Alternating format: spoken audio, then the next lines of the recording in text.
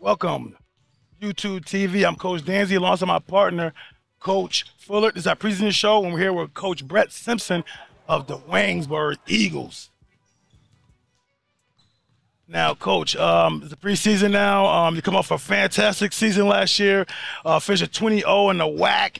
Talk to me about that, finishing 20-0 and that accomplishment. How that all feel for you? Yeah, it was a heck of a year. We had big goals to start the season. We didn't want to talk about too much, but the kids put in the work.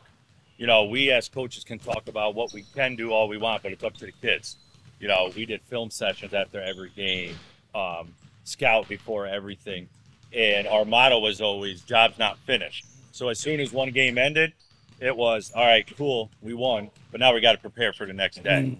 And we just kept piling things on one after another. It ended up being to where we were 20-0 going into sectionals, and it was just a heck of a ride. Yeah, because you guys won the Class C, right? And then you battle for the Double C where you come up a little short against Chatham. But the whole process of that ride, man, had to be enjoyable for you and the team. But talk to me about, the whole process of this maintaining that, that fight, that game after game. Talk to me about that. Yeah, it was that part was hard to keep the kids engaged because there was a lot of blowout games and things like that, and we're scouting teams we already played. And it was just, we have this identity where we say it's non-negotiable. We do these things, and it's always defense first. It's sharing the ball. It's non-negotiable. If you don't do it, you don't play. So the fact that they know there's no other option but to do this, they have no choice but to buy in. And last year we had 13 kids who absolutely bought in. Yeah. And that was huge. Now that's something typical where 13 guys buy in. Is that something that you gotta fight every year with different group, different crowd of guys? Because you got Jeffrey coming back more on, and you got Ethan Thompson, two of your leaders. You know what I mean? And you lost Leak, you lost the other big guy, and you lost the lefty shooter, I believe, right? Yeah, Peyton. So, Peyton, that's right. So talk to me about losing those guys and trying to get this new crop to work together. So we're blessed to have Jeffrey and Ethan back. I mean, they're some of the top talent in the area, some of the top talent. But what that senior group of 6 kids, Woodley and Peyton and Williams and Lorette, Hyde and Vans, they taught this next generation how to just fill those spots. I am fully confident that, yes, we lost a great class. This now senior group, we have 6 seniors again this year, they can step right in. And our junior class, which Mulhern is in, is very talented. So last year's senior group, as talented as they were on the court, they did just as good as the job preparing this next group to hopefully do some of the same things. Oh, wow. So talk to me about Jeffrey a little bit, about his tenacity on the floor, his ability to knock down shots, his toughness. Talk to me about him a little bit. Yeah, his game has taken off. He's twice as good as he was last year. I think he's going to open even more eyes this year. He has a motor you can't teach. I don't know how a kid can have a motor like that, but when he's standing in front of you, you either get out the way or he's going through you, and it don't matter how long he's on the court. He's going to do that the entire time. But now what's different this year is his three-point shot is getting to the collegiate level good. We're at the point where when it goes out of his hand, you're expecting it to go in. We're expecting it to go in. Where last year, as confident as we were, we're like, when he hits it, that's good. This year, when he misses it, we're like, what's his problem? Right. So he's taking his game to the next level. But his motor, as good as and skilled as he is, it's his motor that separates him. Okay. Coach, now talk to me. We talked about a wonderful time you had last year. Talk to me about what to think about last year that keeps you up. Is there anything that kept you up from last year, any particular play, substitution move, anything from last year that keeps you up? Yeah, we lost some athleticism. And our style is getting up and down. We press, we scramble, we fast break. Everything is based on our quickness. So losing a great senior class, but we lost a lot of great athletes. So that part, we're trying to figure out, how do we adjust? We're still very athletic. I don't know if we're scary athletic like we were, but we are athletic enough that we can still do the same things. We still plan on pressing. We still plan on fast breaking. Everything's still going to look almost the same, but it might not be as quick. So we plan on we have some of the same goals. It's just going to look a little different. Yeah, what I was asking you was, and particularly, is it a play when you're going through the run last year as a coach? Sometimes as a coach you go, oh yeah, that play, that something. It was one thing that stood out to you last year. That it was in the Chatham game. I still haven't watched it. I don't know if I ever will. And I rewatch every game, and I stat our own games. We use huddle. Huddle's great, but I stat them. We don't use assists. But I wish we switched. I wish we switched the lineup a little bit earlier to try to get a little bit more shooting out there. We based so much on our athleticism last year that every close game, we just outlasted teams for 32 minutes. Chatham just had a game plan where they sat back in the zone, would not leave the three-point line, and said, you're not going to out-athleticize us. If we did it for 23 games before, in our heads, we're like, well, why do we got to switch in 24? The 24th game. Right. And I think we should have. Yeah. Got you. I still haven't watched that game. I still lose sleep over Got you, Coach. Shout out to Chatham, though. They took it to us. So. 100%. That was a good game, though. That was a good game. It was a back and forth. Normally, every close game, we made that final run. Chatham did that night. Got you. So. Now, what was your, having a season like that, talk to me two-part. What was your parting message to those guys and then fast forward, what was your welcoming message to these guys? Yeah, the parting message was really just thank you. You know, we pride ourselves on being a family. We don't break down any huddle with hard work, team, Eagles. Every huddle, doesn't matter when it is, practice, heat of the game, it's family. And that group was my second year, but that's the group that really made it a family. And the kids clicked. I mean, I've seen tears before in a locker room. I've never seen tears like that. It's not necessarily that we lost. Right. Is that, oh my God, what are we going to do tomorrow? We're this comes to an end. This comes to an end, yeah. So that part really, that hurt. That was, you know, it was a thank you for the ride of great wins, putting the first banner up on the wall for basketball, but it's thank you for being great kids. You know, we have DYB nights, which is our youth basketball, where they give us high fives while we warm up. They stand with us with a national anthem. Every single one of those kids wanted to be like one of our players last year. Oh, wow. That's massive.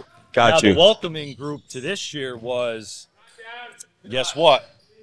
You are everybody's Super Bowl game. You know, you have expectations now. Welcome it.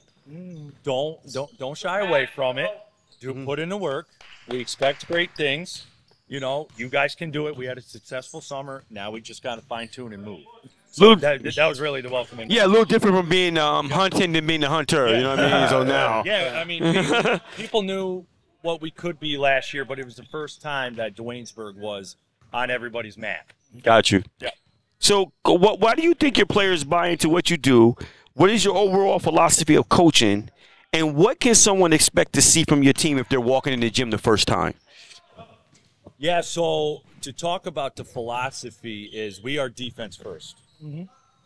We pride ourselves on the defensive end. We gave up, I think it was 33 points a game last year. Our goal is to not give up 40 points. We almost, I don't want to say we get offended, but we get upset when we get scored on. I got you. That's our thing. You're not going to score on us. Obviously, you will. It's basketball, but we get offended. You score on us, next time we're going to make sure you don't. And obviously, teams string stuff together, but that's a philosophy. We want to fast break, use our athleticism, use our skill with our top players, but it's really defense first, and then the offense flows from that. And the buy-in comes from, like I said before, is the non-negotiable things. We have standards, whether it's ball screen defense, one more passing that we'll see in a little bit, moving the ball, how we rebound. It's non-negotiable. If you don't do it, you don't play. You don't make the team. Right. We had to have cuts the past few years. And the fact that the kids know if I don't do this, I'm not going to see the court no matter how skilled I am, they don't have a choice but to buy in. Got you. Now you have we talked about your returning guys. We got those guys.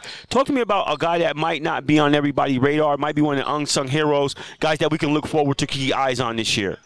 Yeah, I don't want to leave or put out too many secrets. But the point guard was right here over my left shoulder. If you guys are looking right, you'll see him run in a minute.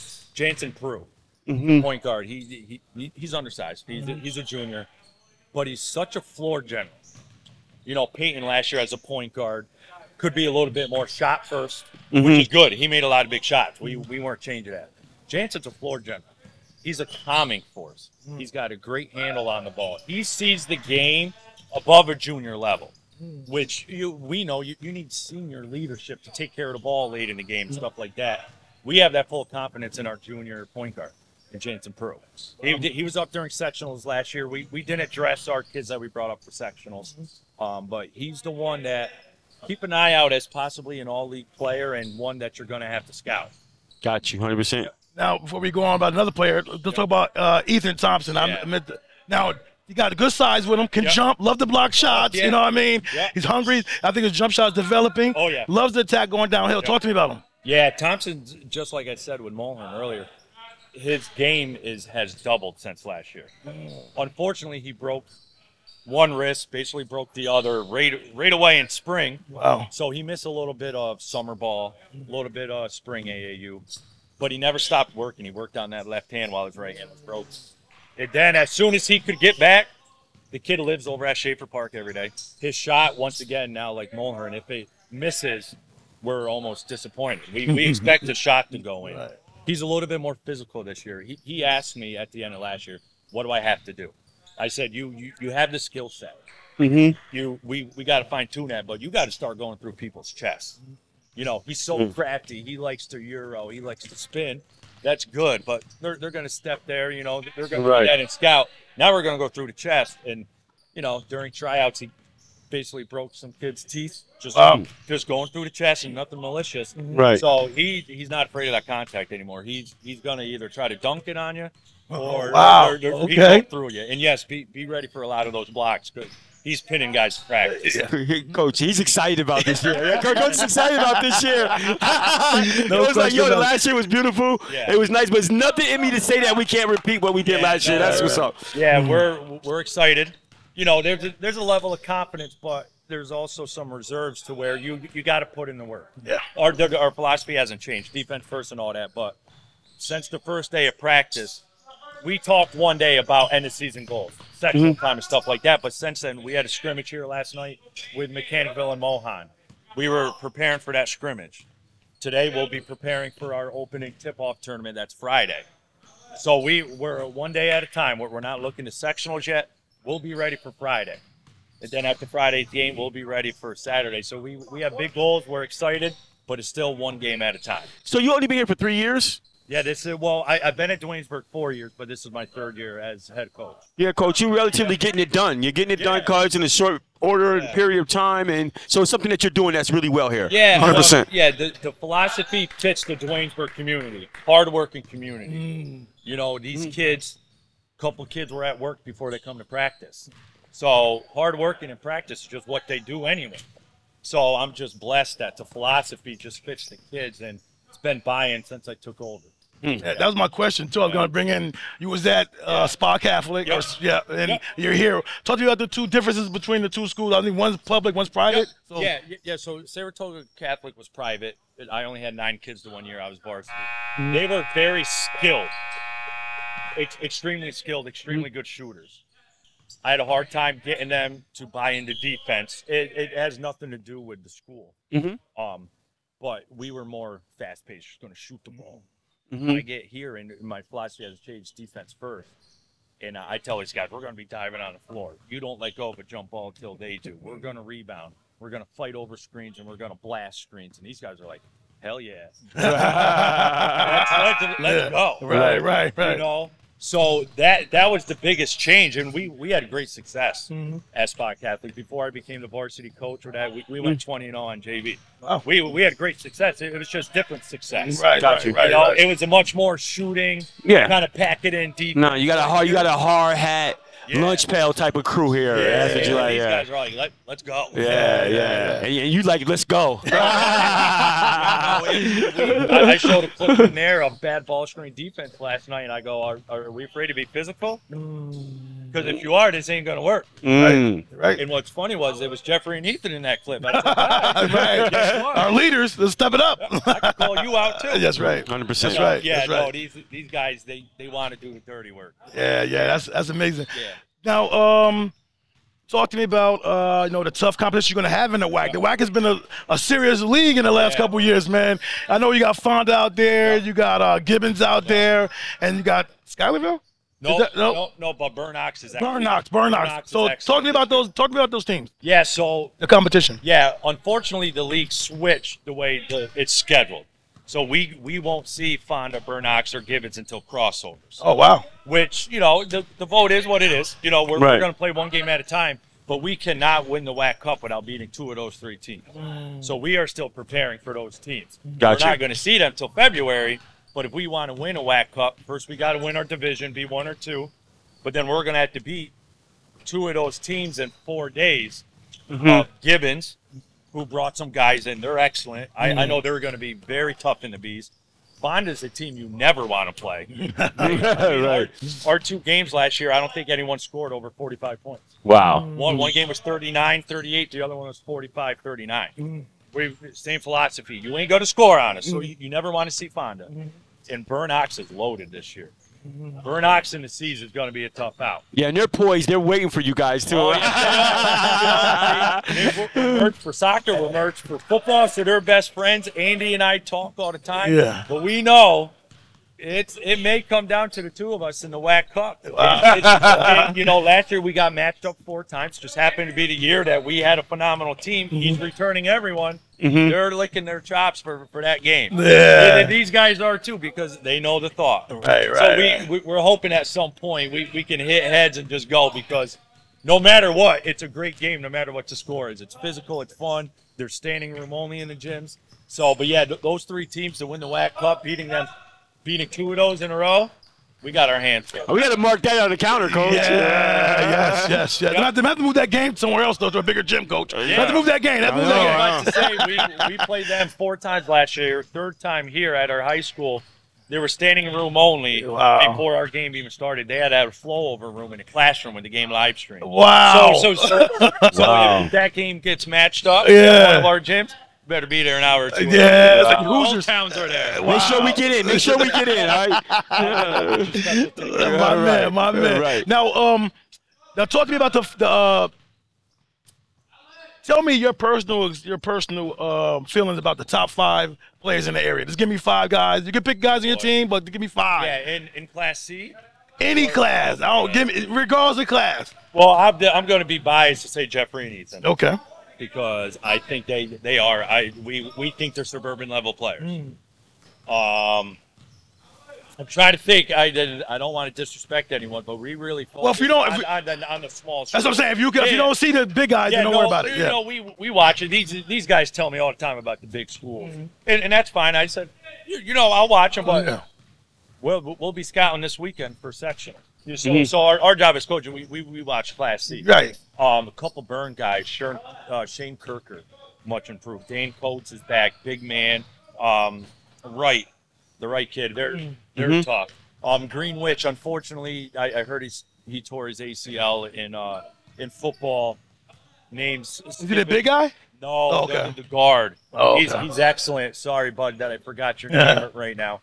But he's excellent. You got the big man from Hoosick Valley back, the lefty, Jones. Okay. He's tough. He's a kid you don't want to guard. Chris Jones, right? Yeah. He's tough. He's back. They lost a lot, but we expect them to be there in the end somewhere. But yeah, I heard Spot Catholic got a great shooter from Shen. So we're expecting to scout him. Okay. So those are some of the guys that are on our radar. And sorry for the guys that forgot. I'm not disrespecting you, but there's a couple kids at our level that are on our radar that we'll start watching this weekend. Oh, we appreciate that because we can't be everywhere, every place, and every time. So it's good to hear these names. Yes. So we listen out for these guys. So, Coach, we thank you for your time. Yeah. It's very exciting. I'm excited. You got me excited about your season coming up and what have you. And you guys are doing a great job here. Yeah, great preparation, man. And we look forward to checking you guys out this year. All right. Appreciate that. Yeah, 100%. Thank you guys for checking us out.